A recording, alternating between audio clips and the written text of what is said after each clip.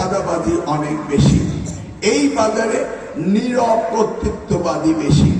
আমি কিন্তু জানি কারা মাদক বিক্রি করে, আমি কিন্তু জানি কারা মাদক খায়। যারা মাদক খান, যারা মাদক বিক্রি করেন, প্রয়োজনে আপনারা আমাকে ভোট দেবেন না, আমি আপনাদের ভোট চাই না, আমি চাঁদাবাজের ভোট চাই না, সন্ত্রাসীর ভোট চাই না, ধর্মদ্রোহীর ভোট চাই না।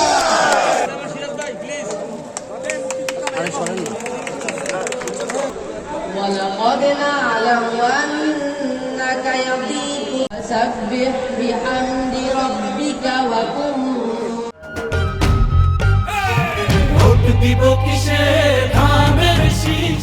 বাজারের ভিতরে অনেক জায়গা আছে সরকারি, এই সরকারিকে বহুতল ভবন জেলা পরিষদ থেকে করে অন্যান্য জেলার মতো কুমিল্লা, চাঁদপুর এই ধরনের জেলা পরিষদের বাজার নির্মাণ করে দেয় এবং সেই বাজারগুলো লিজ দেয়। কারা লিজ পাবে? যারা বাজারে ব্যবসায়ী তারাই পাবে। এখন আসেন ড্রেনের সমস্যা, এগুলি কোনো সমস্যাই না, এগুলি সমাধান হওয়া কোনো বিষয় না। চাঁদাবাজি অনেক বেশি, এই বাজারে নীরব কর্তৃত্ববাদী বেশি। আপনারা অতীত ভুলে যান, শুধু স্মরণ করেন 2001 সালের কথা। 2001 সালে কি এই বাজারে চাঁদাবাজি হয়েছিল? এই বাজারে মাদক ছিল? এই বাজারে এভরিথিং ছিল?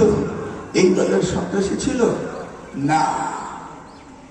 এগুলি আমি বলছি আল্লাহর রহমতে 12 তারিখে আমাকে জয়যুক্ত করলে 12 তারিখ রাত 12:01 এমনিই চলে যাবে। আমি কিন্তু জানি কারা মাদক বিক্রি করে, আমি কিন্তু জানি কারা মাদক খায়। আমি সময় দিলাম 12 তারিখ রাত 12টা পর্যন্ত। মাদক ভাইয়েরা, যারা মাদক খান, যারা মাদক বিক্রি করেন, প্রয়োজনে আপনারা আমাকে ভোট দেবেন না, আমি আপনাদের ভোট চাই না, আমি চাঁদাবাজের ভোট চাই না, সন্ত্রাসীর ভোট চাই না, ধর্মদ্রোহীর ভোট চাই না। আমি চাই সাধারণ মানুষের ভোট। 1 কোটি লোকের কর্মসংস্থান করবে, তাই না? উনি কারিগরি শিক্ষাকে নিয়ে কাজ করছেন, উনি প্রবাসে বাংলাদেশকে পাঠাবেন তাদেরকে উপযুক্ত শিক্ষা ট্রেনিং দিয়ে।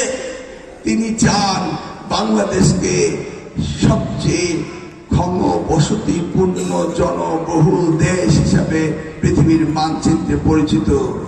ইংরেজিতে বলে highly densely populated country in the world. এটা হলো আমাদের পরিচিত। উনি এটাকে উল্টিয়ে দিবেন, উনি বলবেন পৃথিবীতে সবচেয়ে বেশি মানব সম্পদে ভরপুর বাংলাদেশ।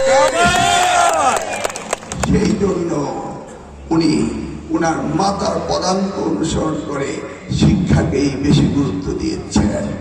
প্রত্যেকটি স্কুলে এসএসসি ভোকেশনাল যাবে, প্রত্যেকটি মাদ্রাসা এসএসসি ভোকেশনাল যাবে, প্রত্যেকটি কলেজে টেকনিক্যাল এডুকেশন যাবে। কারণ আমি চাই আমাদের কচুয়ার একটি বেকারও থাকতে পারবে না, তাদেরকে আমি কারিগরি শিক্ষায়